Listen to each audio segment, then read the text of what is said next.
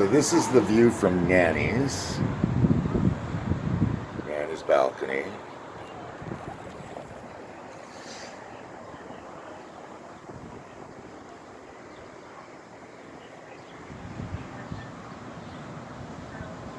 All right, so we can't really see down there, so I have a feeling there's a bunch of rain coming this way.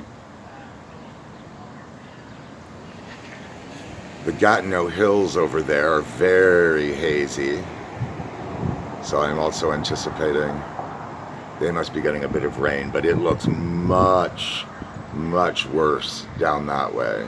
Like you can see so far, and then it's just nothing but gray after that. So it'll be interesting to see what we actually get today. I hope we don't get the tornado like last time. I hope everybody's safe.